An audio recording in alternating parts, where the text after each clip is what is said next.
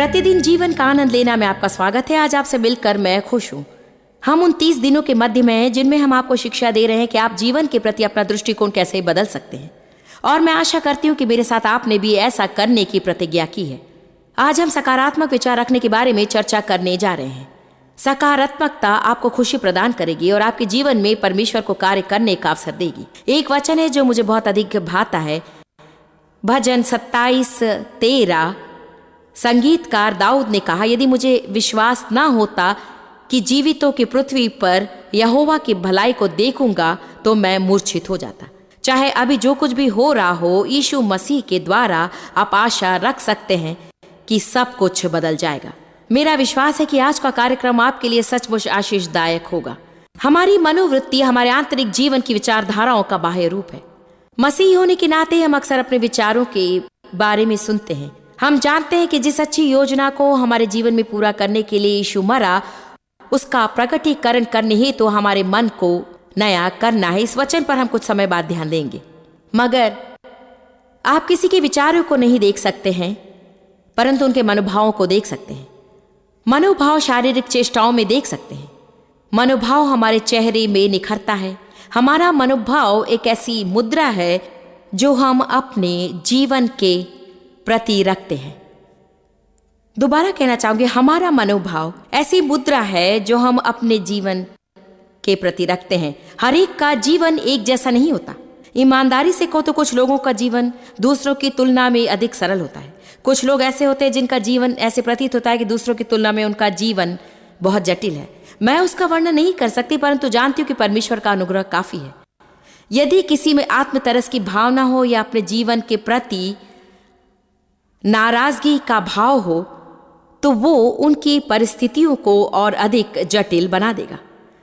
परंतु यदि वे सकारात्मक मनोवृत्ति रखें, तो जो कुछ शैतान ने उनके निराश के लिए किया था, वो न केवल आपकी भलाई में बल्कि दूसरे लोगों की भलाई में बदल जाएगा। मेरा विश्वास है कि कभी कभी जिन लोगों का जीवन ऐसे प्रतीत होता है कि वे दूसरे की अपेक्षा जीवन में अधिक कष्ट सहते हैं, मेरे ख्याल से ये इसलिए है क्योंकि प्रभु की इच्छा है कि ऐसे लोग उन लोगों के लिए सचमुच प्रभावशाली ढंग से सहायक सिद्ध हों जो लोग दुखी और कुंठित है। प्रभु उसके राज्य में केवल कर्मचारियों की ताक में नहीं बल्कि अनुभवी कर्मचारियों की ताक में है। जब मैं दुष्प्रयोग किए जाने की पीड़ा पर जय पाने की बात कहती हूँ, मैं अपने अनुभव से ही कहती हूँ। जब मैं उन लोगों को क्षमा करने की बात कहती हूँ जिन्होंने आपको ठेस पहुंचाई, मैं अपने अनुभव से कहती हूँ। जब मैं नशे की आदत से छूटने की बात कहती हूँ, मैं अनुभव से ही कहती हूँ। अधिकतर लोग उन लोगों की बातें अधिक मानते हैं जो अनुभव के आधार पर कहते हैं, और ना कि उन लोगों की जो पुस्तक में से पढ़कर बातें बताते हैं। यदि आप वो हैं जो कहते हैं कि ये कहना आसान है कि अच्छे सकारात्मक विचार रखना चाहिए, तो मैं कहती हूँ कि आपका जीवन मुझ जैसा नहीं रहा होगा। सचमुच वो बड़ा जटिल था। शायद आपका भी वैसा ही रहा होगा। मैं आपको विस्तार से नहीं बता सकती कि क्यों कुछ लोगों का जीवन अनोखा होता है और उनके माता पिता बड़े नेक और प्रेम भाव से उन्हें सब कुछ बताते हैं और सभी अवसर प्रदान करते, तथा इसके विपरीत कुछ लोगों के लिए जीवन बिताना कष्टप्रद होता है। परंतु मैं आपको वचन दे सकती हूँ, परमेश्वर सच्चा है और यद्यपि जीवन न्यायपूर्ण नहीं है, परमेश्वर न्यायी है। वो बिगड़ी बातों को भी सुधार सकता है। वो आपके दुखों के बदले दुगनी आशीषें देगा। वो आपके जीवन की हर एक चीज का प्रयोग करेगा और कुछ भी बेकार नहीं जाएगा यदि आप अपना भरोसा उस पर रखें।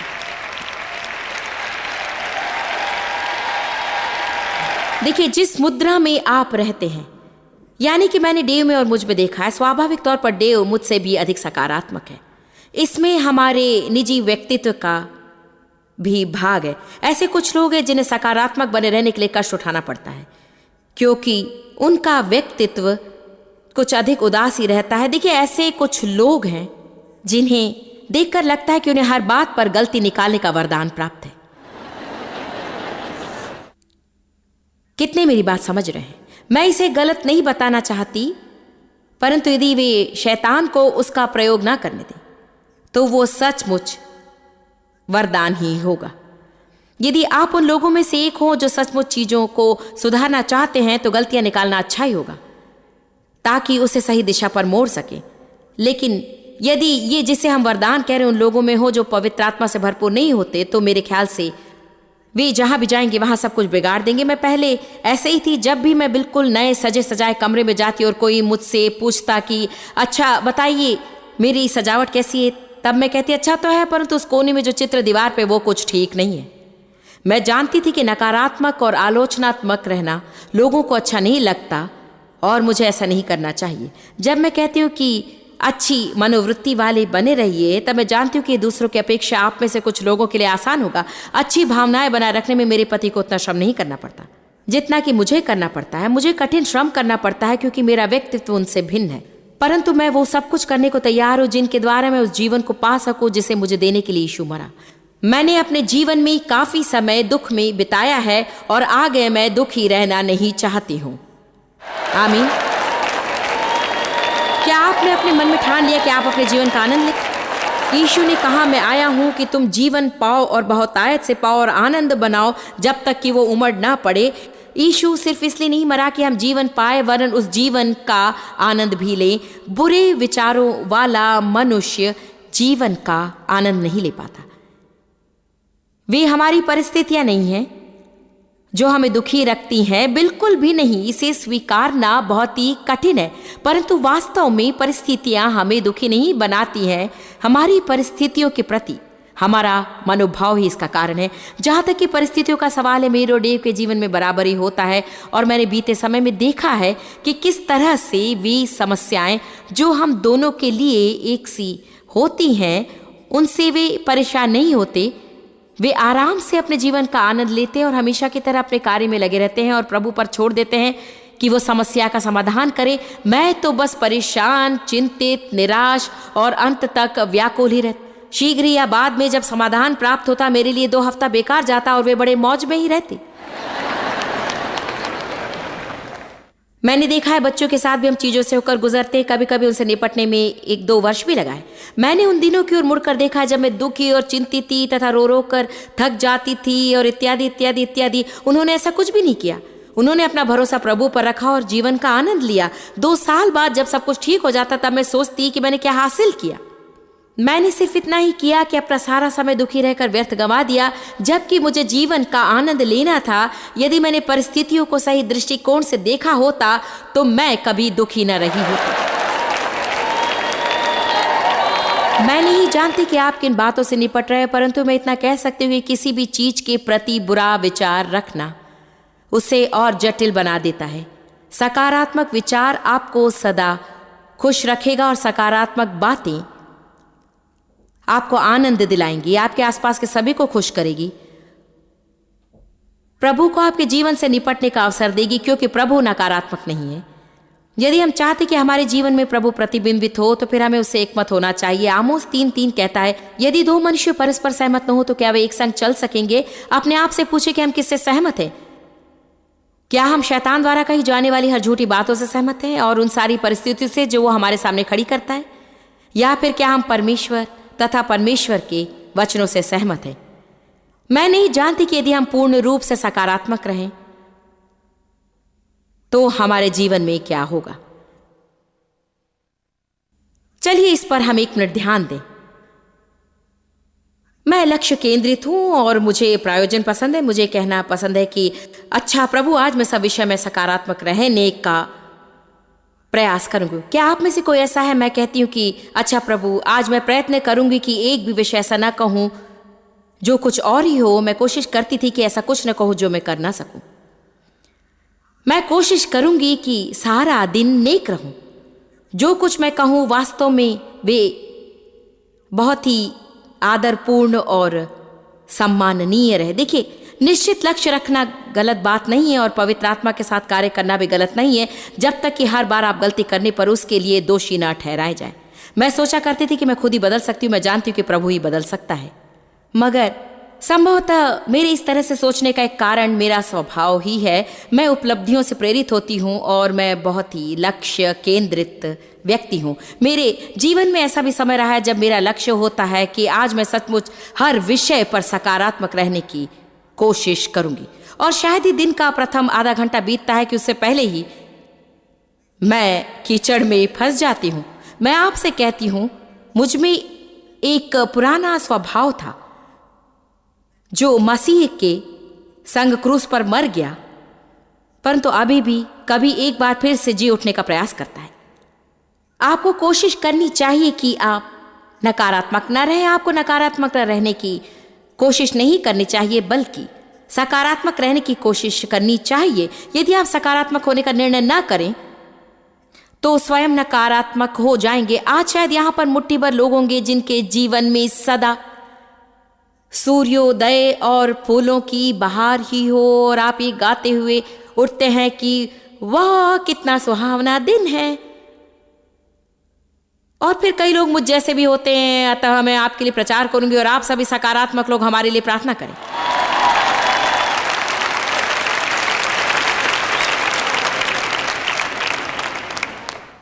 आपको नकारात्मक होने की कोशिश करने की आवश्यकता नहीं है।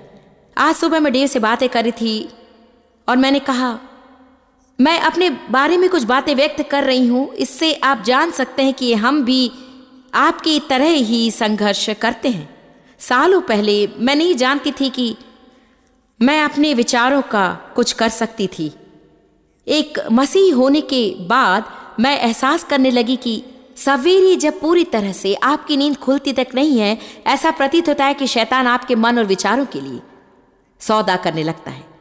यदि आरंभ में ही आप उस पर अधिकार न जमाए तो कभी कभी सारा दिन बिगड़ सकता है। सिर्फ सुबह उठते ही आप जैसे विचार रखते हैं उनके कारण। हमारे 4 बच्चे हैं और मैंने देखा है कि मेरे 3 बच्चे बढ़िया काम कर सकते हैं, अर्थात बहुत ही अच्छा काम। केवल एक ही उतनी उत्तमता से काम नहीं कर सकता।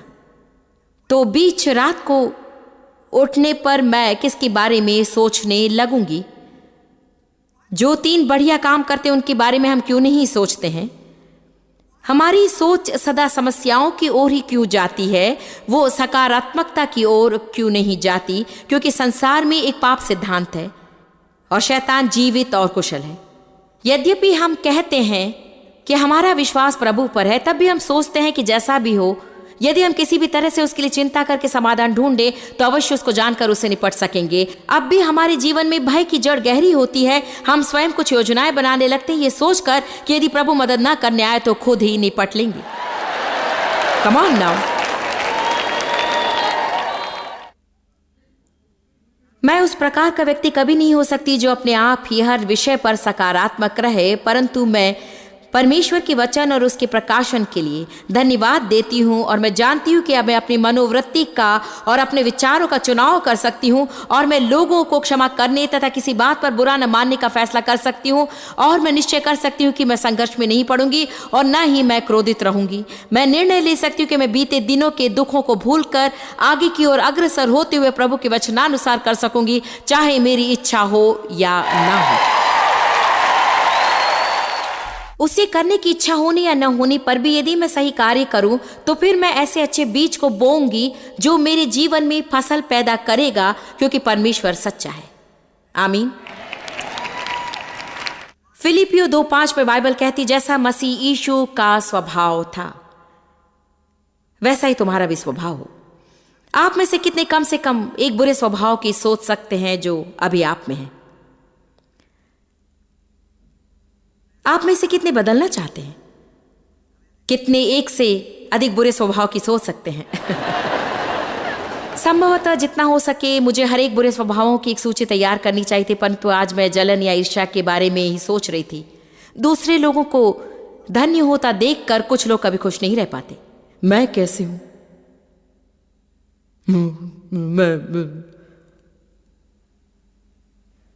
मैं कभी जय नहीं पाती। मुझे कुछ भी मुफ्त में नहीं मिलता। मैं क्यों ऐसी हूं? एक स्वार्थी स्वकेंद्रित प्रवृत्ति, एक असंतुष्ट स्वभाव मेरे जीवन में। देखिए, कई वर्ष मुझ में असंतुष्ट रहने की प्रवृत्ति थी, क्योंकि वास्तव में मैं अपने आप से खुश नहीं थी, मैं जीवन से खुश नहीं थी। देखिए, जिस मनुष्य में हमेशा असंतुष्ट रहने की प्रवृत्ति हो, वो कभी ये नहीं सोचता कि आप उनके लिए क्या करते हैं। वे यही सोचते हैं कि आपने उनके लिए क्या नहीं किया। उनकी चिंता यही रहेगी। मेरे मन में यूं ये विचार आ रहा है, इसलिए मैं कहती हूँ कि आपका संबंध ऐसे लोगों से है जिन्होंने उन्हें खुश रखने की जिम्मेदारी आपको दी है, परंतु वास्तव में वे लोग खुश रहना नहीं चाहते। आज मैं ये घोषणा करती हूं कि हर एक मनुष्य स्वयं अपनी खुशियों और आनंद का जिम्मेदार होता है। दूसरों को खुश करने की जिम्मेदारी आपकी नहीं है। इसे समझने में मुझे काफी समय लग गया, परंतु आप अपना जीवन ऐसे लोगों को खुश करने में ना गवाएं जिन्होंने पहले से निश्चय कर लिया कि वे कभी खुश नहीं रहेंगे। ऐसा करने का प्रयास करने पर आप लोगों को ठेस पहुंचा सकते हैं। उनसे ये कहना उत्तम होगा, जानते हैं क्या, ये कि आपको अपने मन में ठान लेना है कि जीवन के प्रति आप कैसा विचार रखेंगे, परंतु मैं आपके बिगड़े हुए जीवन पर कभी आश्रित नहीं रहूंगी। आगे कभी आप अपनी समस्याओं को रखकर मेरी खुशियां छीन नहीं सकते, क्योंकि हम सबको बराबर अवसर मिलता है। एक बात ऐसी है जिसके कारण मैं अपने पति से अत्यधिक क्रोधित हुई, परंतु वही मेरे लिए अधिक सहायक सिद्ध हुई, ये कि मुझे कभी डेव अपने आप को दुखी करने नहीं देते। जब आप दुखी होते हैं, आप दूसरों को भी दुखी करने की इच्छा रखते हैं। जब आप दुखी रहते हैं और आपके आसपास के लोग खुश रहते हैं तो आपको गुस्सा आ जाता है। दुखी मनुष्य दूसरों को खुश देखना नहीं चाहता। क्या मैं सच कह रही हूं? खुश रहकर उन्हें इतना पागल बना दीजिए कि वे अंततः ठहाका मारने लगे। नकारात्मक विचार परमेश्वर और हमारी सामर्थ्य को सीमित रखते हैं। परमेश्वर नकारात्मक विचारों वाला नहीं है। निकालिए गिनती का 13वां अध्याय। इस्राएलियों ने मिस्र देश की गुलामी से बाहर निकलकर निर्जन प्रदेश में प्रवेश किया और प्रतिज्ञा की गई भूमि की ओर बढ़ने लगे। निर्जन प्रदेश से होकर पार करना सिर्फ 11 दिन का सफर था। कि पहाड़ के चारों ओर चक्कर काटते हुए उन्होंने 40 साल बिताए।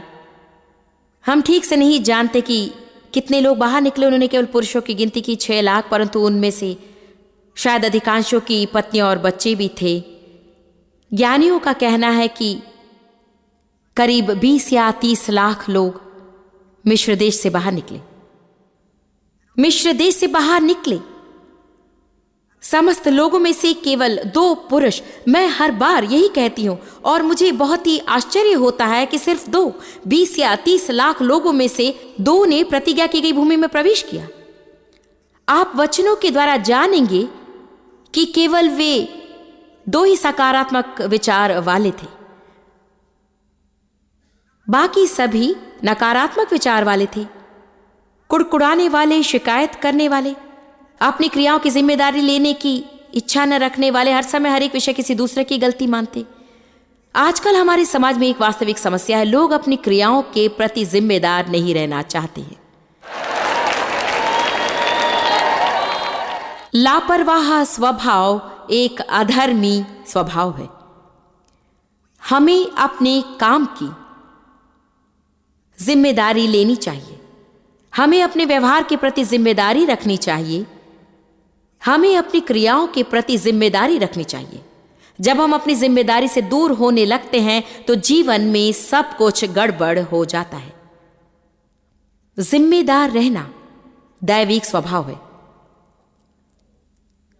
सिर्फ 2 ही, लगभग 20 से 30 लाख लोगों में से ये एक तुच्छ प्रतिशत है। वे निर्जन प्रदेश में भटकते रहे। वास्तव में मसीहियों के लिए कितना महत्वपूर्ण है। आप आत्मा हैं, आप में प्राण हैं, आप एक शरीर में रहते हैं। प्रभु ने आपकी आत्मा में कुछ अद्भुत कार्य किया है। प्रभु चाहता है कि आपके जीवन के द्वारा वो सिद्ध हो और आपके शरीर द्वारा प्रकट हो, ताकि दुनिया उसे देख सके। आप इस संसार की ज्योति हैं। ज्योति को पैमाने के नीचे न छिपाकर दीवट पर रखो, ताकि संसार को प्रकाश पहुंचे। आप पृथ्वी के नमक हो। ज्योति का काम अंधकार को दूर करना है, नमक का काम है लोगों को प्यास दिलाना। हमें ऐसा जीवन बिताना चाहिए जिससे लोग उन चीजों के लिए तरसें जो मसीह में हमारे पास है। वास्तव में हमें इसके बारे में ज्यादा कुछ कहने की जरूरत नहीं होनी चाहिए। हमसे लोगों को कहना चाहिए कि आप में क्या खूबी है, आपके पास ऐसा क्या है जो मेरे पास नहीं। बताइए मैं उस इश्यू को कैसे पा सकती हूँ, क्योंकि मैं उसे आपके जीवन में काम करता देख रही हूँ। मैं देखती हूँ कि आप खुश हैं, आप में शांति है, आपका जीवन सफल है। मैं देखती हूँ कि आप खुश हैं। मैं देखती हूँ कि आपके बच्चे मेरे बच्चों से कुछ भिन्न हैं। देखिए, यदि हम लोगों को कोई चीज दिखा दें तो उसके बारे में अधिक वर्णन करने की आवश्यकता नहीं रहेगी।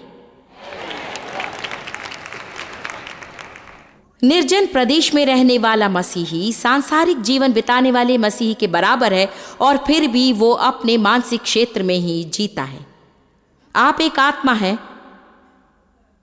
परंतु आपको आत्मा में चलना है, क्योंकि आपका भी एक शरीर है और आप शरीर के अनुसार भी जी सकते हैं।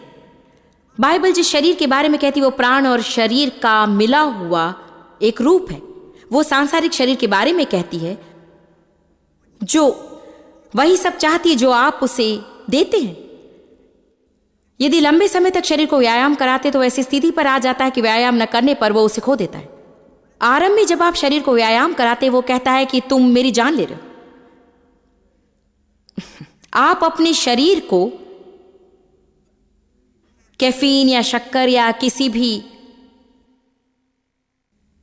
ब्रांड का सोडा पिला सकते हैं। मैं ऐसे लोगों को जानती हूं जो कोक या डॉक्टर पेपर या इसके लिए उसके लिए तरसते हैं क्योंकि उन्हें उसकी आदत पड़ गई है। आप किसी भी कारण से अपने शरीर को दोष नहीं दे सकते क्योंकि वो एक मशीन है जो तरसता है और आप जो उसे देते हैं उसकी मांग करता है।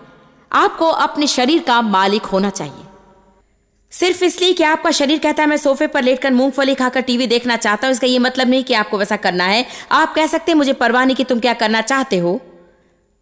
हम उठेंगे, घर की सफाई करेंगे, हम जिम्मेदारी निभाएंगे, हम अपने बीमार मित्र से मिलेंगे। मुझे परवाह नहीं कि आपकी अनुभूति कैसी है, आपको वैसा ही करना है। देखिए, एक मसीही जो शरीर में रहता है वो अपनी इच्छा अनुसार करता है और जो सोचता और महसूस करता है वैसा ही करता है। इसे कहते हैं जंगल में जीना। उस तरह का व्यक्ति बचाया जा सकता है। वो मिस्र से बाहर आए, ठीक है, उन्होंने जंगल में प्रवेश किया, प्रतिज्ञा की भूमि के बारे में उन्होंने सुना, लेकिन वहां तक पहुंचे नहीं क्योंकि जीवन भर वे बस वहीं चक्कर काटते रहे। मुझे चाहिए मेरी सोच मेरी अनुभूति, मुझे चाहिए मेरी सोच मेरी अनुभूति, मुझे चाहिए मेरी सोच मेरी अनुभूति, ये मेरी गलती नहीं है, मुझे चाहिए मेरी सोच मेरी अनुभूति। आपने मुझे दुख पहुंचाया, मैं आप पर क्रोधित हूं, मुझे चाहिए मेरी सोच मेरी अनुभूति, मुझे चाहिए मेरी सोच मेरी अनुभूति, मुझे चाहिए मेरी सोच मेरी अनुभूति, मुझे चाहिए मेरी सोच मेरी अनुभूति।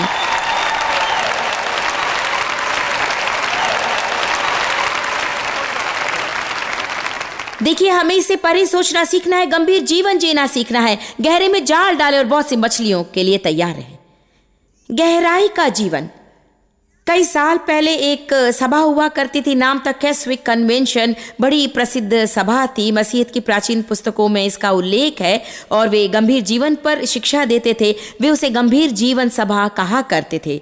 लोगों को त्याग की भावना सिखाते, ताड़ना सहना सिखाते, खुद के लिए मरना सिखाया जाता, शरीर को क्रूस पर चढ़ाने को कहा जाता। जानते हैं, आज अगर ऐसी शिक्षा दें तो लोग नहीं आएंगे। क्यों?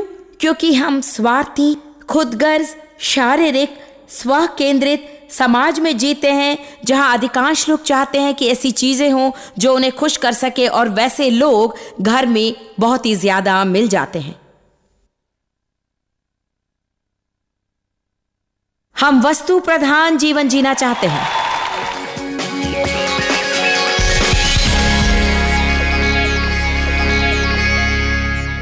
आज मैं आपको प्रोत्साहित करती हूँ कि आपके पास जो नहीं उसे पाने पर अड़े न रहें, वरन ये सोचे कि प्रभु में आप क्या प्राप्त कर सकते हैं। और अधिक जानकारी पाने के लिए देखते रहिए और मैं अंत में दोबारा लौटूंगा। जीवन के प्रति नया दृष्टिकोण रखने के विषय में फिलहाल इस कार्यक्रम में मैं जो उपदेश दे रही हूँ वे आपके लिए लाभप्रद होंगे और आपको धन्य करेंगे। परंतु आपके जीवन में वास्तव में परिवर्तन देखना चाहे तो आपको भी ये प्रतिज्ञा करनी होगी कि आप अपनी मनोवृत्ति के लिए प्रार्थना करने में अतिरिक्त समय लगाएंगे और अपनी मनोवृत्ति का अध्ययन करके प्रभु से पूछेंगे कि आपके जीवन के किस पहलू में परिवर्तन लाया जा सकता है ताकि आपकी मनोवृत्ति उस मनोवृत्ति से मेल खाए जिसकी वो आपसे उम्मीद करता है। हम जितना अधिक निवेश करते हैं उतना ही अधिक पाते हैं। आराम से बैठकर कार्यक्रम देखना और उपदेशों को सुनना आसान है, परंतु वो और भी बढ़िया होगा यदि आप उत्तम मनोवृत्तियां बनाए रखने के लिए इस महीने कुछ अतिरिक्त कार्य करें। एक चीज जो आप कर सकते हैं कि हमारे वेबसाइट को देखें, क्योंकि हर महीने हम वेबसाइट में कुछ विशेष बातें प्रस्तुत करते हैं जो उत्तम मनोवृत्ति पाने में तथा जीवन के प्रति उत्तम दृष्टिकोण रखने में मददगार होंगी। मैं आपसे प्रेम करती हूँ। प्रभु आशीष। आप जितना जानते हैं उससे भी अधिक आप हमारे लिए जॉइस मेयर मिनिस्ट्रीज एशिया में महत्वपूर्ण हैं। हम आपकी सराहना करते हैं। आप सौभाग्यों का धन्यवाद देते हैं कि इस संसार भर की सेवकाई को आप सफल कर रहे हैं। एक साथ हम भूखों को भोजन, गरीबों को कपड़े दे रहे हैं और पूरे संसार में सुसमाचार प्रचार कर रहे हैं। हमसे आज ही संपर्क करें या लॉग करें jmmindia.org। अपने प्रार्थना निवेदन भेजें, हमारे स्रोत के विषय जानें, जॉइस की सभाओं के विषय जानें और जैसे हम पूरे संसार में मसीह के प्रेम को बांटते हैं तो आप हमारे साथ सहभागी हो जाएं।